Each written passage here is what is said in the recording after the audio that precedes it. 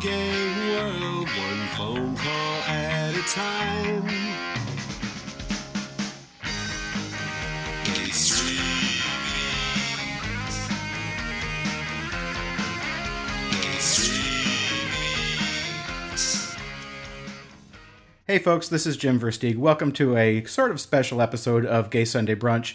Obviously, it's not Sunday, it's Thursday night, and it's not really brunch time, but it is time for a little fun we're going to have with our good friend Jeff Katz, who is the Senior Associate Editor for Instinct Magazine. If you hadn't heard the recent podcast, Jeff is actually riding in a fundraiser, a very important fundraiser, to help fight HIV and AIDS in California. It's called AIDS LifeCycle, and he's actually riding with thousands of other people from San Francisco to Los Angeles. And he is joining us tonight to talk a little bit about what it's been like on the road, what his experiences have been, and maybe share a little bit of personal information that could be categorized under TMI. So, Jeff, thank you so much for joining us. How's it going? I'm great. I'm tired. I'm sore. I'm emotionally exhausted. I'm a little of everything, but I'm doing wonderful as a whole.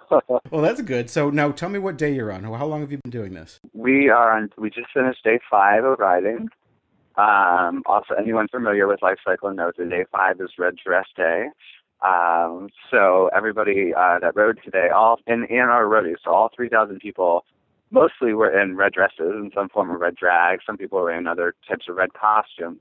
But the idea is we were coming down the coast through in near like the Santa Barbara area today, and there were lots of windy roads. So when we're all riding in a line, you have this great, what looks like a red ribbon going through the hills and the mountains. So actually there's some amazing imagery when you see that. So obviously representing the AIDS ribbon. Perfect. So that's why we all wore red today. So that's great. Now, were you in a red dress? I am. I was. I literally just took it off a few minutes ago. I was going to wear it for the interview just to stay in the mood. But I went out and found a fabulous 80s cocktail dress at a thrift store. And I wore my bike shorts underneath that, and I rode in that all day. Awesome. Now, do you have any pictures of that we can share? Absolutely. I'll make sure I get you some, and you guys can share that with the podcast this week. Fabulous. All right. So, day 5. Now, tell me what happened that you perhaps didn't expect. What's it been like for you? You know, going into it, I assumed that it was going to be obviously an emotional experience. You know, so many riders here. There's the Positive Peddlers, which bring their own unique stories and their own history to the ride. But there's been a lot of focus this year on the fact that the 30th anniversary of AIDS and HIV, which was June 5th, the day that we started this ride. So there's been a lot of reflection, and I think the thing that most surprised me is being able to internalize that and connect that to people and things that have happened in my life, at various points over the past 5 days, as I've just been riding for no reason, a friend or someone I care about who is HIV positive will come to mind. We were tackling our first entry, which was 100 miles on day 2, and we were at mile 94, and I was really exhausted. Day 1 was a really hard ride. It was a very, very big terrain. And so by day 2, I was a little tired, and in 94, I was thinking maybe I'll just go ahead and call quits for the day. And I thought about one of my best friends who relatively recently became HIV positive. And I, in large part, am doing this ride for him and to show him that he doesn't need to be ashamed, that we can break that stigma, that there's a community there that supports him, whether, it's an HIV positive or HIV negative community. And so he really, truly inspired me to get through those last few miles to make it to the 107 mile count for that day. And even literally as I was doing those last few miles, became emotional just thinking about him. And as soon as I got off my bike and got some water, I called him and told him, and we both kind of had that emotional moment together.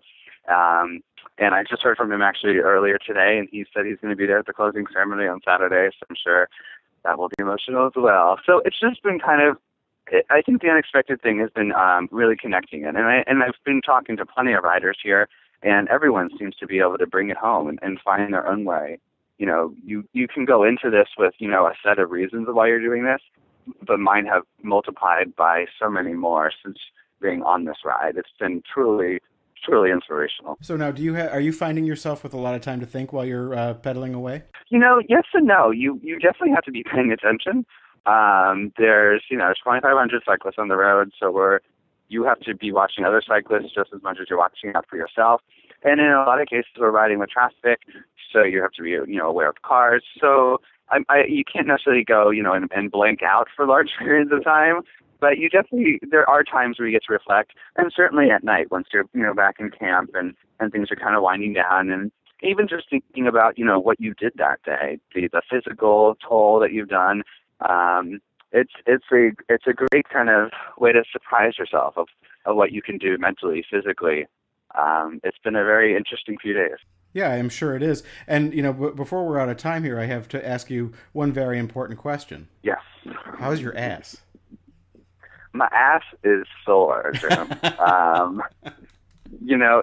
I will say, talking about surprising things, LifeCycle is one place where it is completely normal for people to go around constantly rubbing and pulling at their ass. By the end of day one, we all were feeling it. And there's this amazing product called butt butter that I never really used during training, but then again, I wasn't riding consecutively day after day after day. Mm-hmm. But butt butter basically is like a topical cream that will kind of numb that area. So when you're sitting on the bike saddle for 8 hours, it's not as bad. But it's a very cold cream, and at 5 in the morning, when you're applying it in the porta potty at camp, it's not the most pleasant experience, mm-hmm. but it is definitely your friend. And I actually found out in talking to some people that run the LifeCycle the other day that they bring along 18,000 packets of butt butter for the week to help all our riders get through this experience. This is a bumper crop for butt butter. Then this is their time of year. Well, that's good to know. It's good It's kind of a monopoly because I've only seen one brand of it. So whoever came up with this is a genius for the cyclists out there. They've cornered the market, whoever they are. Exactly. Well, that's great. Well, thanks, Jeff, for joining us. I know that you've got to go, but I appreciate you taking some time while you're actually on the road. And I know that we're going to talk to you again when you're done with the trip so you can share with folks a little bit more about what your experience was like on the road riding for AIDS LifeCycle. But good luck. Be safe. Like I say, check both ways. I will. We're more than halfway now, and I'm excited to talk to you guys and let you know how everything wraps up here. So thanks for the support, as always. I really appreciate it. Oh, for sure. And I did notice that your boyfriend was telling you to pedal faster and get home. So do you want to give a shout-out to him? TJ, I'll be home soon. Thank you for the support, as well as everybody at Instinct. I know that they've been cheering us on. So we'll see you all on Saturday when we land in L.A. Absolutely. All right, Jeff. Take care. We'll talk to you soon. All right. Thanks. Bye, guys.